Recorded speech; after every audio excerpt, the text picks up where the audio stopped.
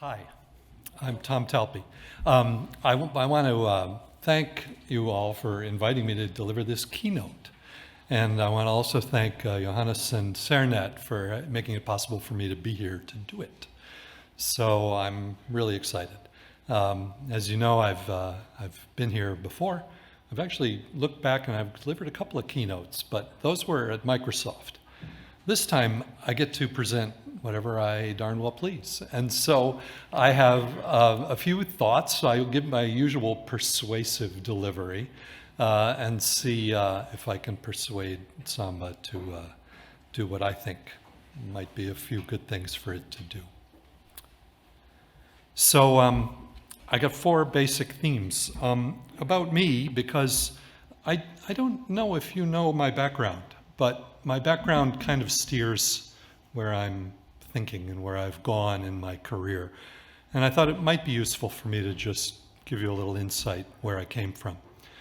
About Microsoft, when I joined Microsoft in 2009 and why I joined Microsoft and what I did at Microsoft. About protocols, what I've learned over the years and doing the SMB3, and what's beyond where I think Samba should go. So, about me. My background is bottom up. I journeyed from networking into storage, and I kind of homed on storage, but with a networking perspective. I began my career a long time ago as a PhD student in pure mathematics at Brown University. That turned out to be not a great choice. I wound up moving into the computer center, into various networking roles at Brown University. Eventually, with people that I knew at Brown, we created a startup called XPI, where we created the industry's first X terminal. It was big stuff in the time. We're talking the early 1980s, it was mid-1980s, I suppose. And it was really interesting. We used a lot of open source. We used X Windows. We used various small operating systems.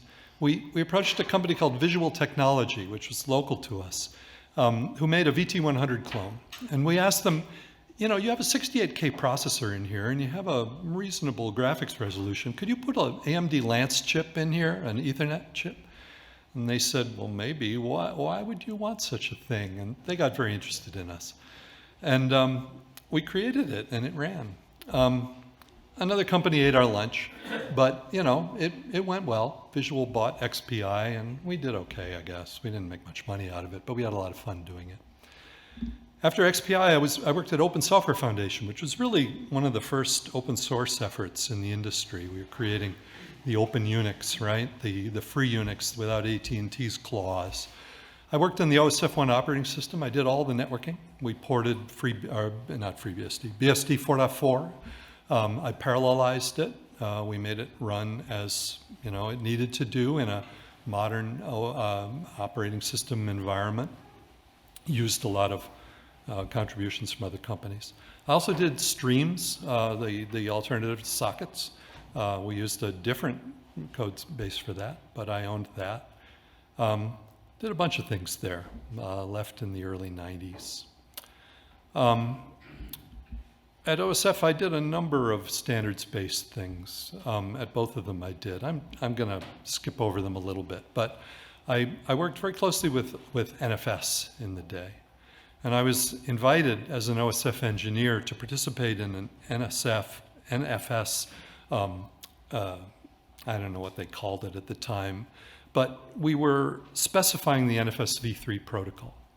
It was primarily Sun people, but they invited, wisely, a number of other industry developers involved in NFS, and I was proud to be one of them.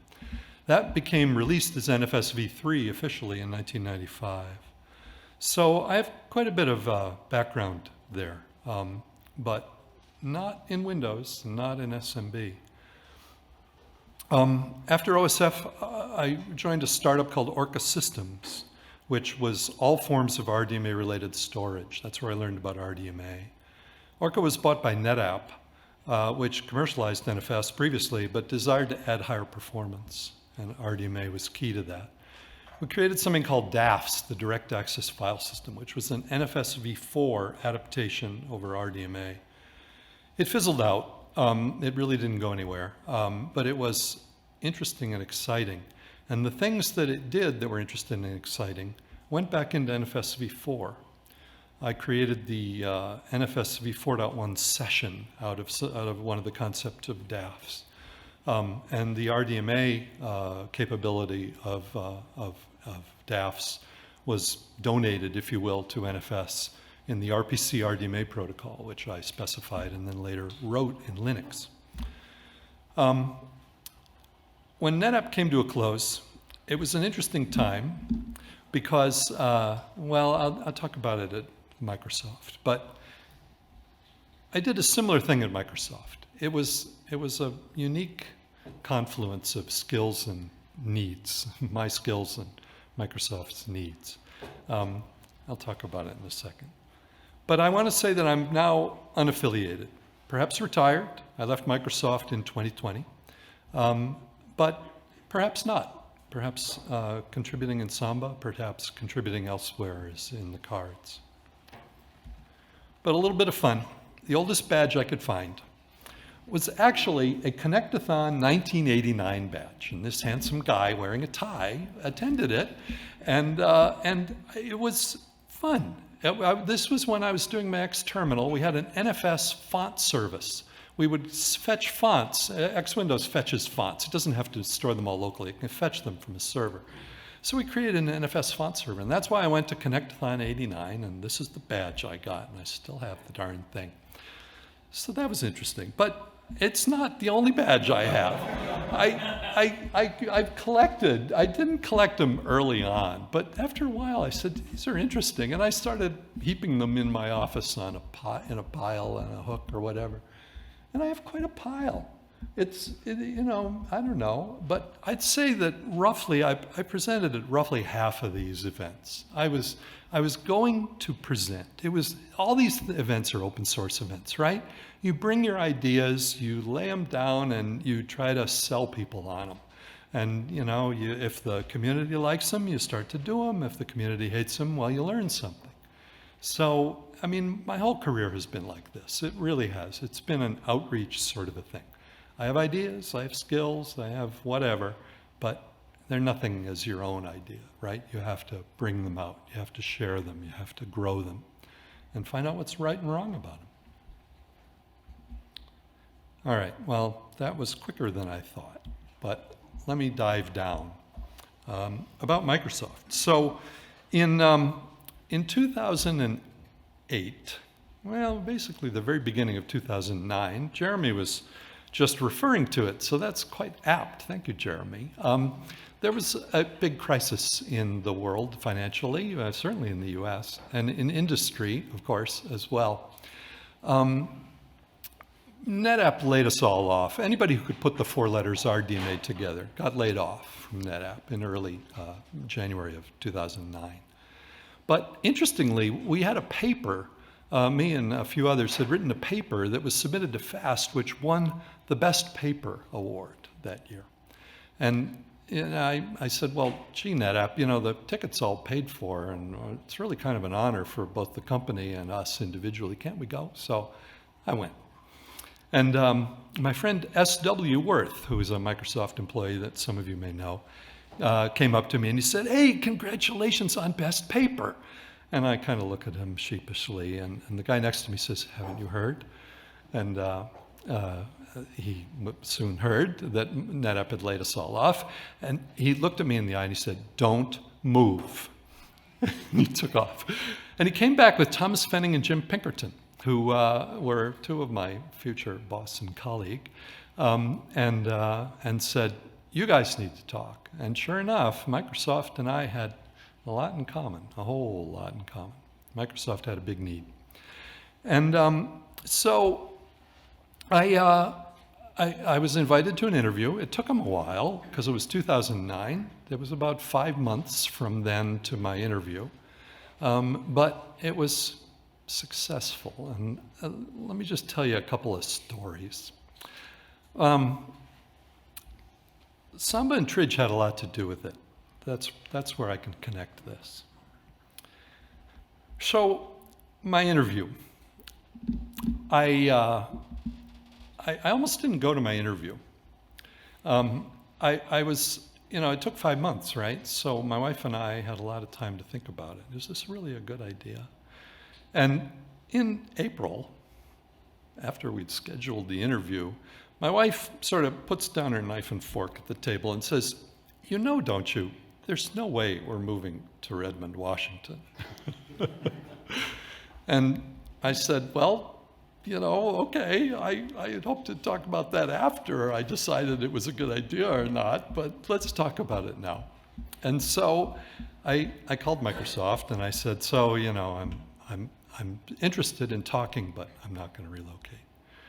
And they said, "Okay, let me think about it." So they went off and they thought about it. And to their credit, they came back a week later and they said, "You're all booked, just come out and talk. Let's see what happens. And if something happens, we'll talk about how we move forward." Simple as that. I said, "Good idea."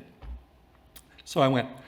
And I show up in Building 33 in Redmond, Washington, having heard stories of Microsoft interviews and remembering what my wife said and wondering if this was really a good idea. But to their credit, everything went well.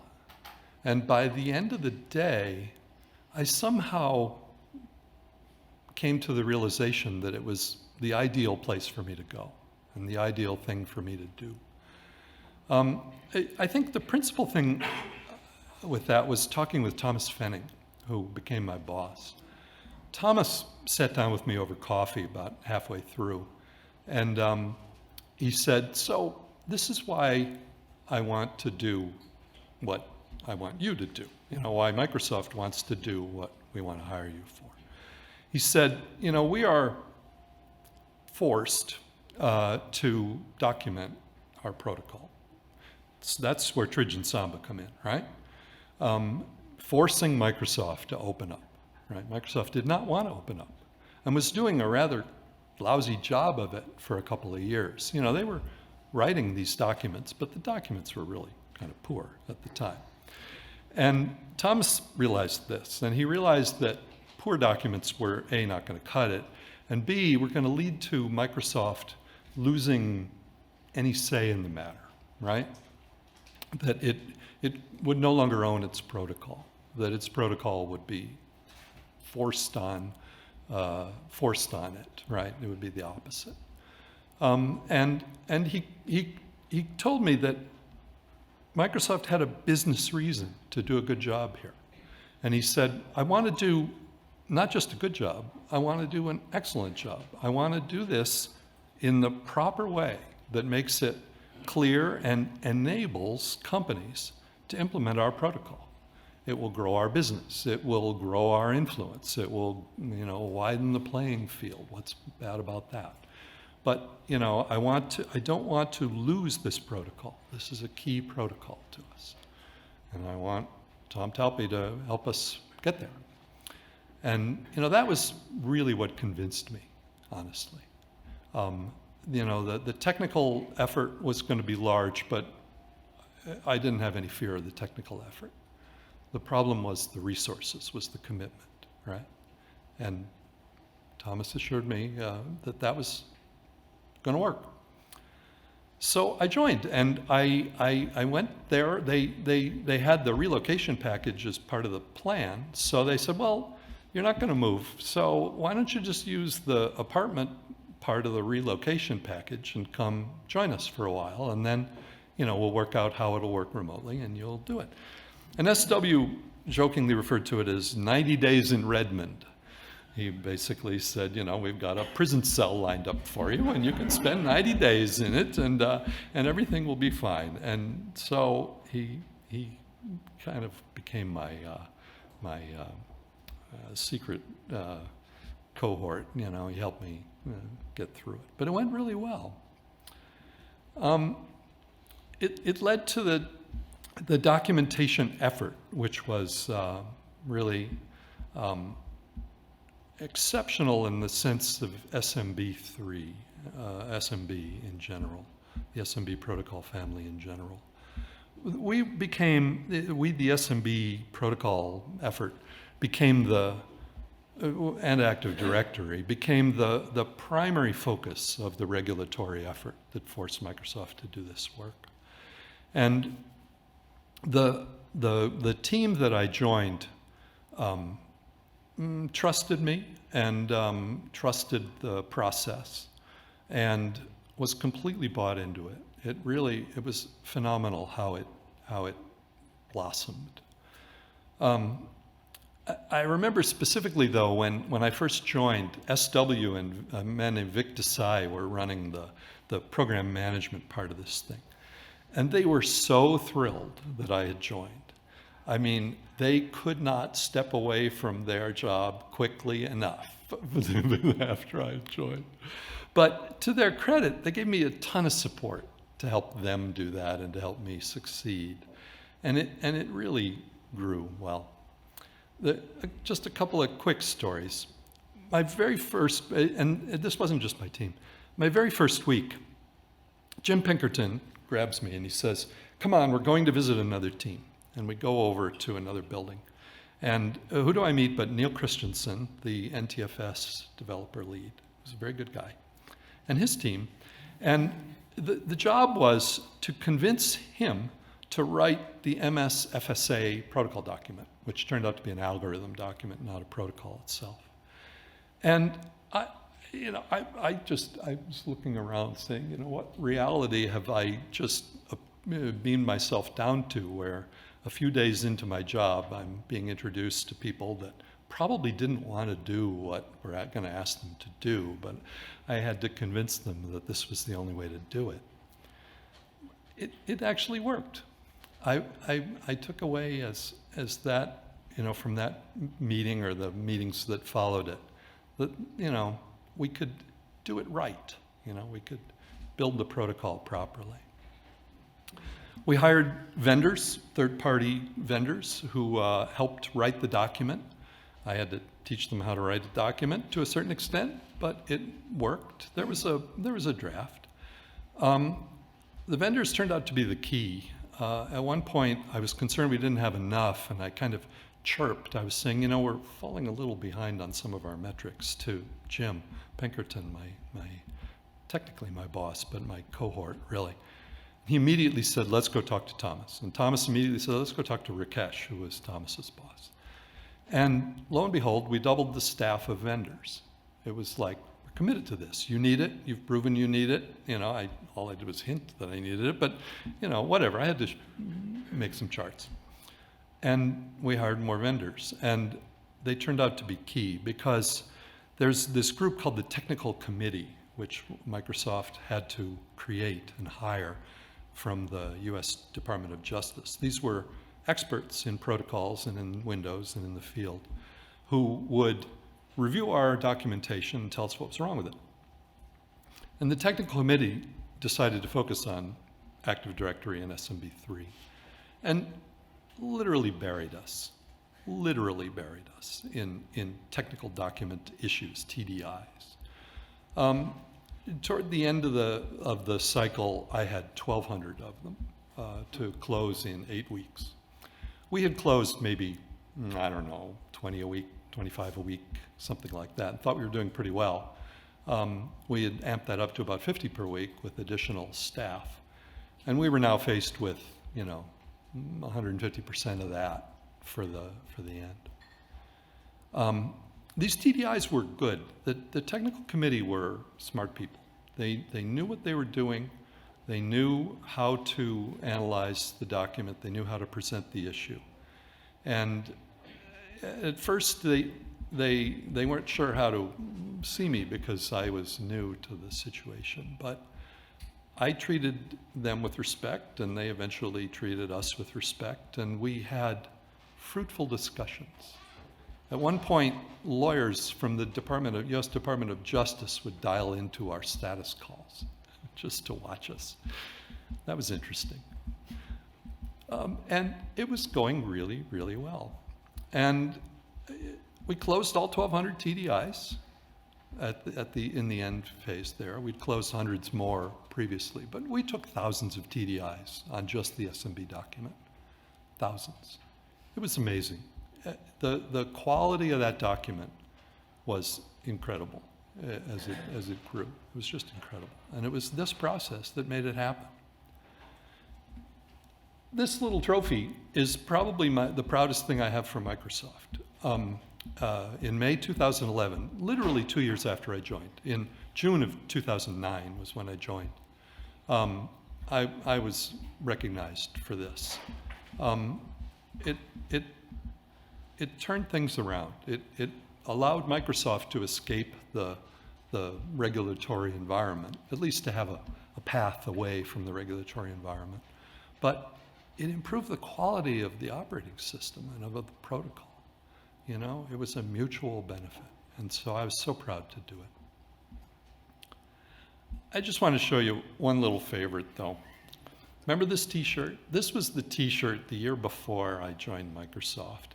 And this little quote is an actual quote from MS-FSSO, which was the File System Overview document, or File Services System Overview document. Now defunct. Don't even look for it. But you could find it. It's probably in the archives somewhere. Anyway, this abstruse quote was one of the 1,200 TDIs.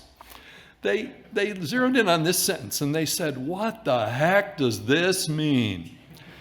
And we laughed, we howled, we couldn't stop laughing. We said, "We can't change that sentence. We've already printed the t-shirts." And that's kind of what we told them. But we then mentioned that, well, FSSO is really an overview document. And we're really trying to make the overview documents go away. And really, do we have to address the overview document? It's just meaningless at this point. And they said, "Well, okay, you did 1,199 others, so I guess we can skip this one." And they agreed to close it. But, I mean, it was just an amusing thing that happened literally a month before the end of the program. But I'm proud of, from Microsoft, the proven quality of the documents, the fact that dozens of implementers, of companies implementing SMB have used this document successfully. The interoperability benefit, and Samba was a primary example of it, industry-wide. I mean, this document captures the protocol fundamental requirements. It doesn't tell you how to implement it, but it tells you what you have to do on the wire, that abstract interface that you exchange on the wire to your peer.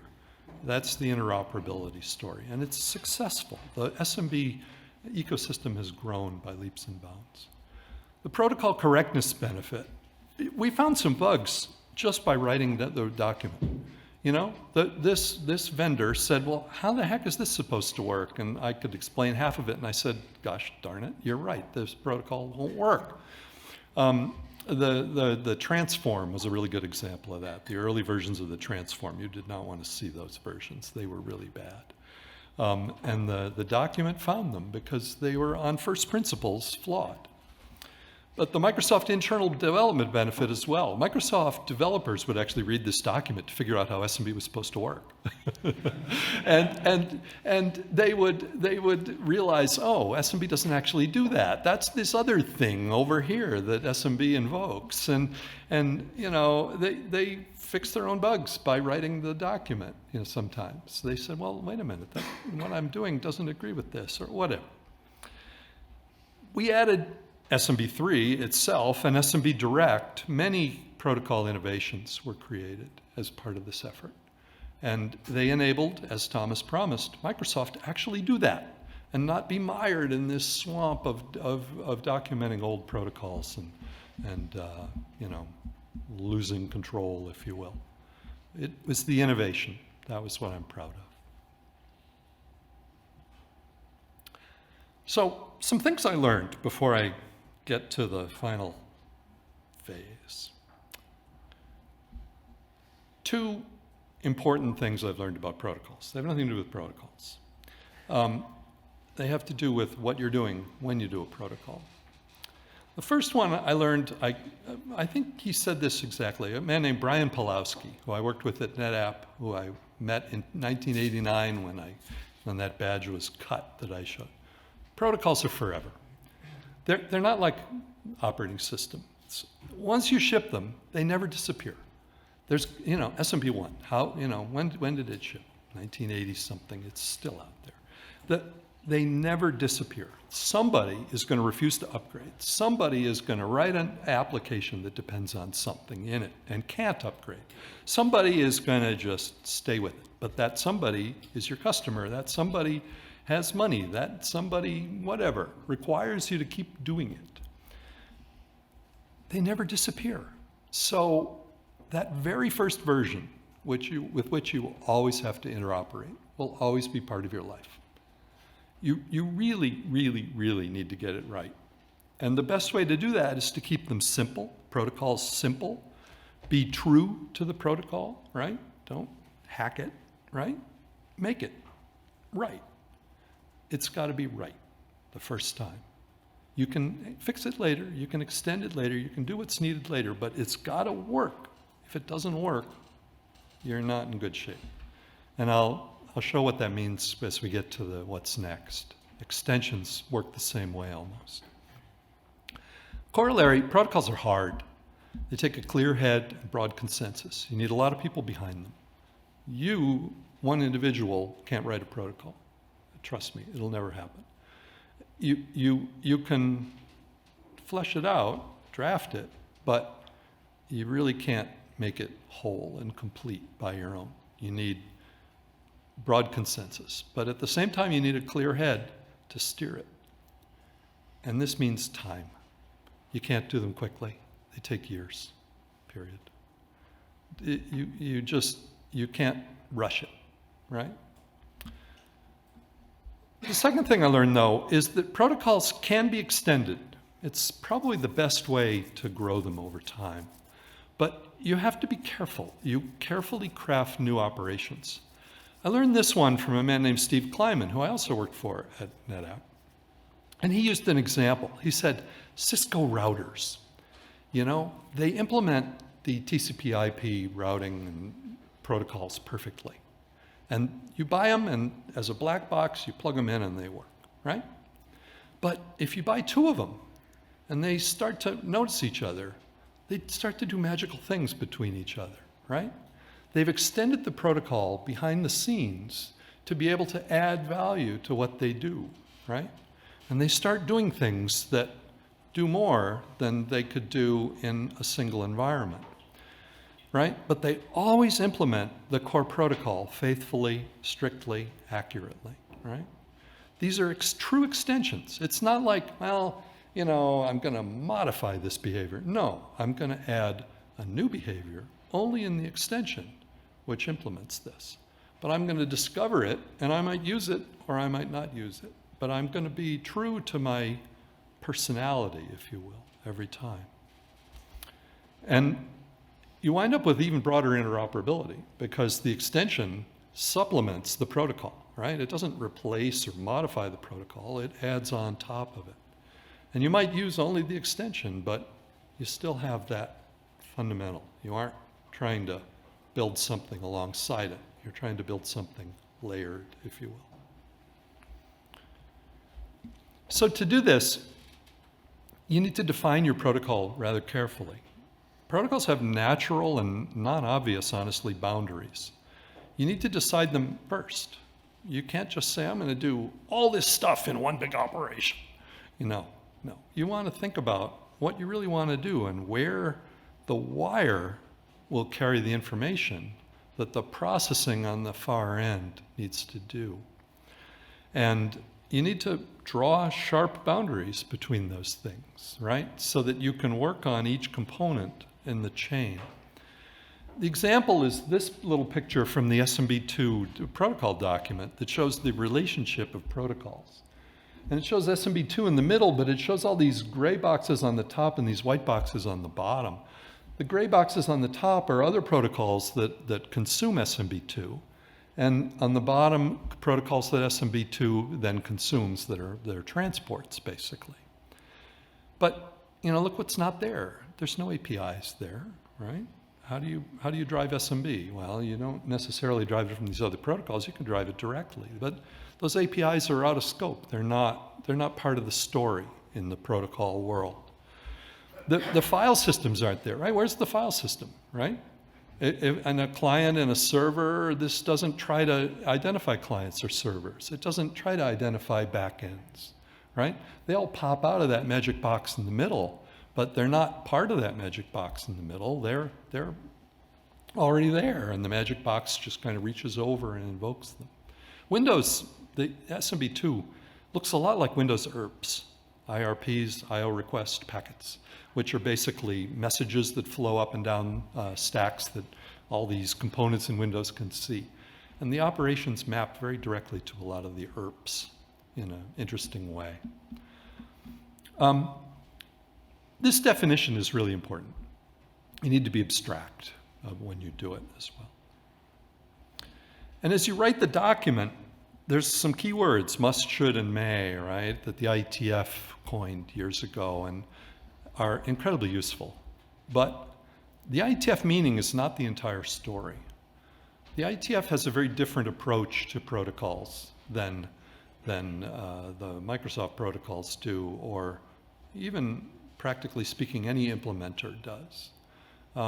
The terms need to be read in context. The IETF has no affiliation or affinity to a specific platform, right? It's purely the protocol. And so must in the IETF sense is an absolute statement, right?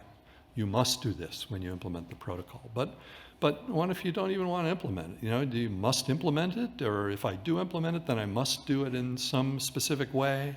And so that gray world starts to become clear with should and may. In the Microsoft docs, I talked about this years ago here, must means Windows always does it. It's as simple as that. You read the document and you say, well, if I'm going to implement this protocol, I have to do this, right? No.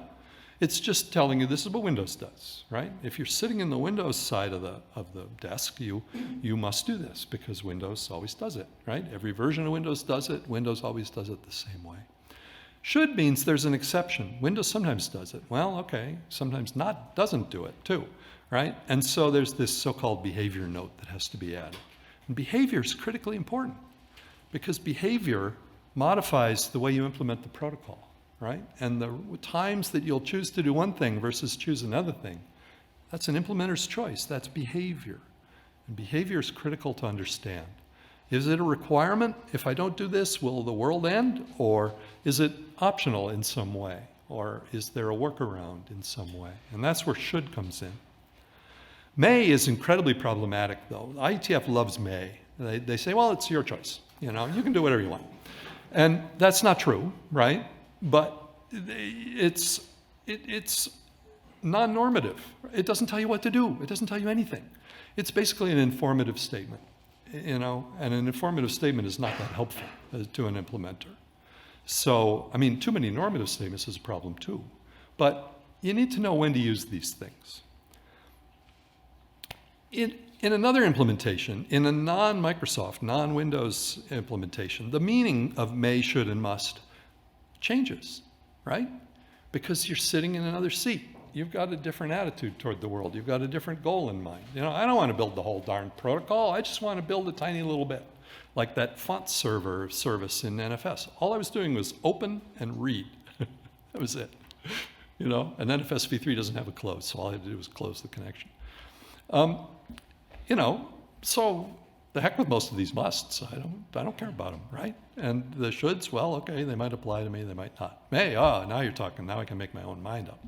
So if there's no other implementation, well, the terms become meaningless, right?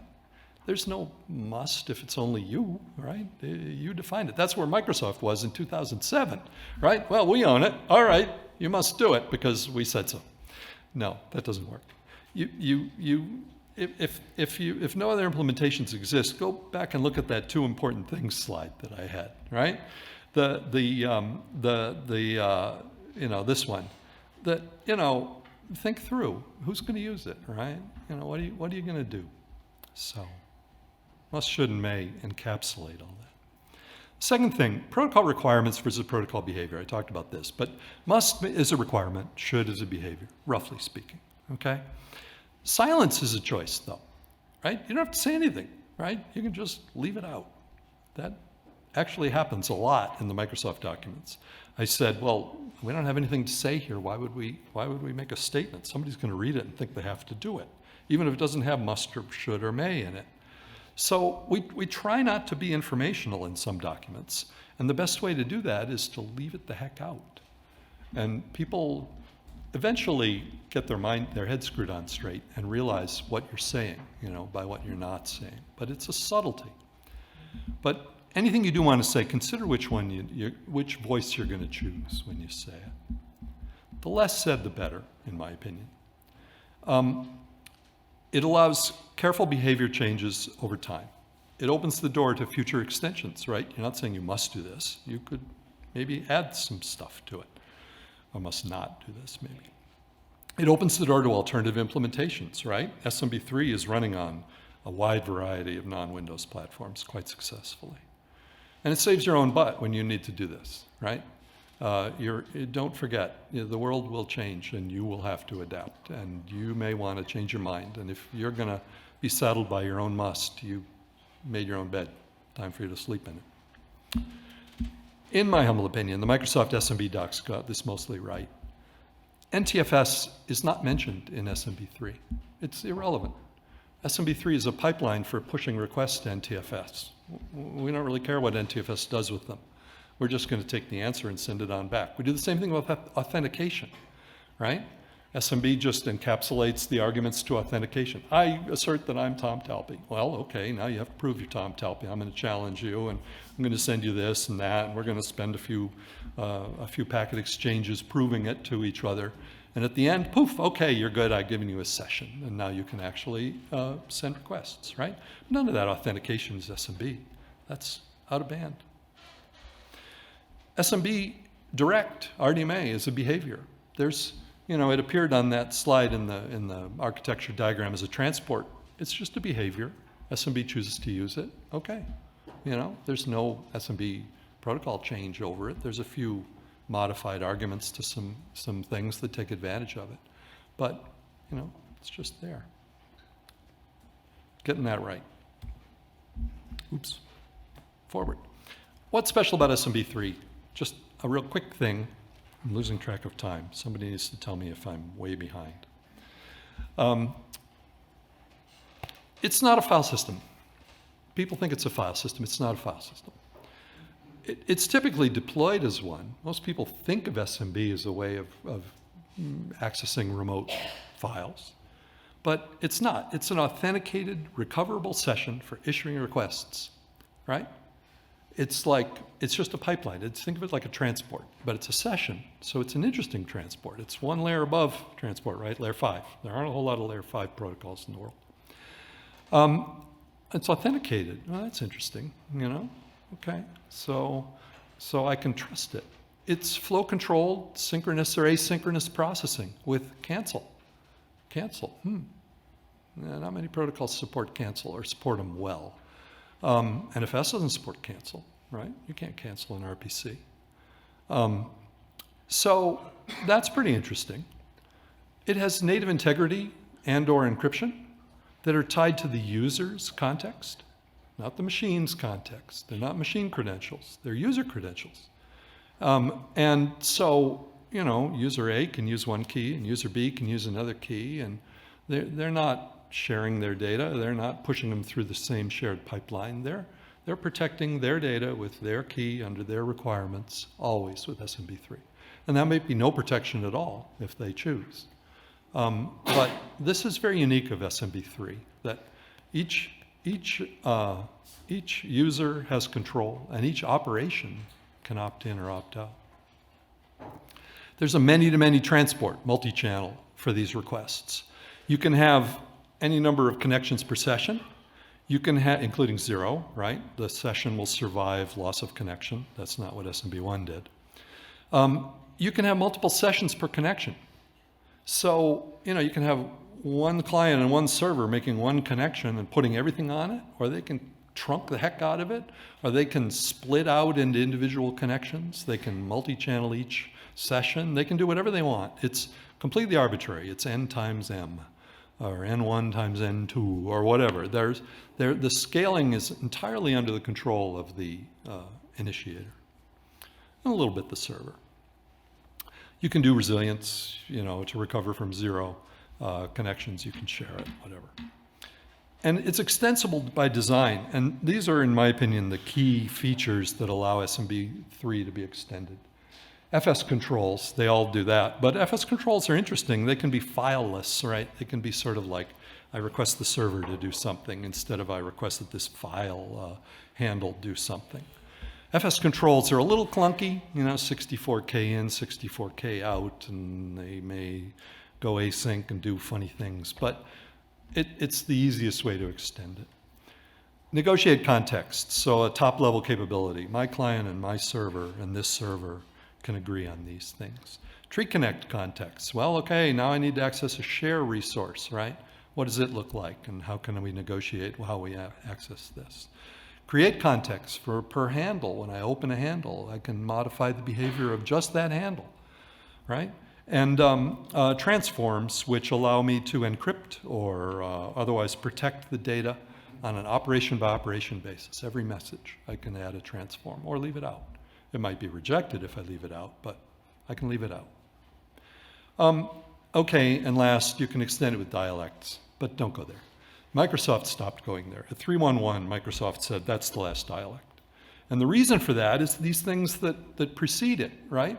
You can negotiate the dialect, at which point you negotiate contexts, you negotiate tree connect contexts, you negotiate create contexts. And so there's no need to extend the protocol by means of a dialect any longer. Don't even think about it. And finally, what's different about NFS and SMB? In my opinion, in my humble opinion, I've been with it for a long time, NFS is inflexibly POSIX, and it goes all the way down. It goes all the way down to the file system. The NFS simply carries POSIX operations to a file system who executes them in POSIX fashion with POSIX semantics. It doesn't do a lot of things. And no, there are no RPC pipes. How many times have people tried to unify ACLs around NFS? It's completely futile. It's a complete waste of time in the end. NFS will do what it does.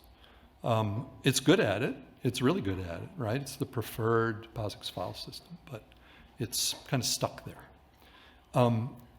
It doesn't have 5 of the 6 previous SMB slides bullets in extensibility. It doesn't do any of those things. It doesn't really negotiate anything. It doesn't really modify the behavior of handles on a per open basis. It doesn't even have ioctls. There's no ioctl operation in NFS. An ioctl executes locally. That's all you can do. You can only modify the behavior of the local client. You can't request that the server do something. In my opinion, it's overspecified. It has lots of requirements and very few behaviors. It says do this, do this, do this, do this. There's some choices, but they're difficult. Changing it requires the IETF process, which is heavy weight, takes a long time. All protocols take a long time, but that one takes an especially long time. Extensions often involve a new minor version. It's up to 4.2, and there are all these weird side protocols. PNFS, the layout facility, is maybe an exception to this. And finally, SMB3 has better RDMA support. I wrote RPC RDMA and I wrote SMB Direct, so I guess I have an opinion, but I think it's an informed one. All right, so here's what I see lies next. SMB3 Innovation. I apologize that this kind of leaves out the Active Directory side of the Samba project, but look at my background. I don't do Active Directory, I'm sorry. I don't even do authentication. I mean, I authenticate to those who challenge me for it, but I don't implement authentication, so no. Identity, no. Samba needs to pick up the flag and extend SMB3. Absolutely. The whole cloud thing has changed the field and altered Microsoft's course on file sharing, right? Microsoft is going to do SMB3 forever, and it's going to modify SMB3 as appropriate forever. But it's not going to drive Posix extensions. It's not going to drive a new way of using SMB3. It may drive some of it in the cloud, in the Azure cloud, but it's not going to own this type of extension, ever. Posix extensions, absolutely, right? We've talked about them for years. They're moving forward. They're almost ready to ship. I'll talk about them in a minute. Linux semantics, though, are close behind. Linux is a key platform for all this, and it's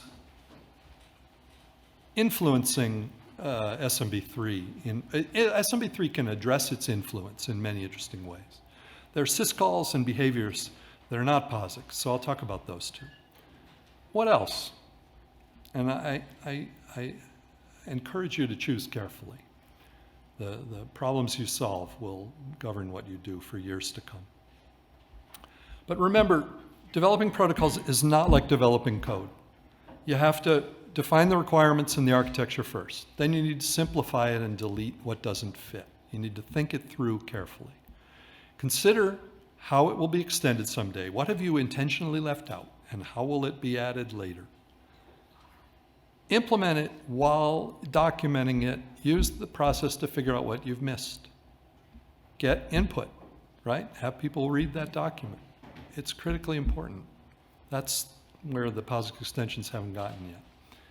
Only then do you ship it, finalize it, and ship it. The Posix extensions got ahead of this. You know, everybody wants it so much, but it skipped a few important steps, I think. They're pretty far along. The document still needs to be written. David Mulder has taken a great start at least writing down the data structures, but it doesn't have any processing. And the data structures honestly mystify me. There's some fields that are optional, and I don't even understand how you encode them. There's a file name field, and there's no length field for it. So is it null terminated? And if it's null terminated, how do I know it's actually there? It just confuses me. So, you know, I really think that writing the document will clarify what that meaning is. But that public review basically hasn't started. I do own SMB2 Unix, the old domain, and SMB3Unix.org, but I don't have the resources. I'm just a guy. So maybe we can do it another way. I just mentioned the Linux extensions. I'll skip them, but I will mention that Steve's got a good client-focused list. He's got a long list, some of which don't require protocol changes. But what about the Samba server? You know, how can the Samba server running on Linux expose Linux in a new way? I think that's really important. And what about when Samba runs in the cloud, right? A cloud version of Samba, I think, is really important as well, because not everybody has a desktop machine anymore, or a desktop server. And what else? RDMA, I love RDMA. It's my passion. Metsa has an SMB direct gut KO that's a fundamentally great idea. But, you know, it's a socket for SMB direct. It's ideal, it's perfect. But in this form, it's a really hard swim to get it upstream because it's a socket. And so it needs to start in another way. My proposal, there's two versions of SMB direct in the kernel, one in sifs.ko and one in ksmb.ko. And they both have the same bugs, and they both have the same limitations, and they're both different from each other. And that's ridiculous. So at very minimum, yank those out and merge them into SMB direct. Leave out the socket part of the discussion for now. And see if it works, see how well it works. It won't benefit the Samba server just yet until it becomes a socket. You know, you need file descriptor passing, you need kernel user separation, you need all these things that sockets give. But it's the way to start. It's the only way to start, in my opinion. And speaking of KSMBD, don't let KSMBD and SMBD diverge. They're diverging, they're different. It attempts to share smb.conf and ksmbd, but it doesn't. It's a mess. But at the same time, don't merge them. They're not the same thing. They serve different purposes. And by the way, ksmbd needs some security work. We got some mail from Linus the other day, like a dozen of them. Linus was obviously getting rather annoyed having to forward them, but somebody ran it through the ringer. I won't say who, and it didn't come out the ringer very well. So KSMB needs some work, and I don't think Namj alone can fix it. I don't know how that happens. I'm just mentioning it. But KSMBD and SMBD are worlds apart in terms of CVEs. Let's just say that. Potential CVEs. SMBD wins by a lot. But finally, whatever we do, make things easy and simple. This isn't complicated. Make them easy, you know. Get them boiled down to where they are easy and simple. Make discovery of these extensions once they're supported the default. No mount options, no smb.conf stanzas that you have to go read 1,200 others options to figure out what to do. Just make them work, you know. Tweak them in these mount options, tweak them in smb.conf, but make them work by default. Discover them automatically. I'm talking to a server that happens to understand that create context I sent it. I'm going to behave differently, right? If I didn't send it, well, I didn't want Posix. But if I'm a Linux client, I pretty much want Posix. No complex instructions implying that any of these are needed. It just works for whatever it is. So that's just a high-level thing. And that's what I have to say.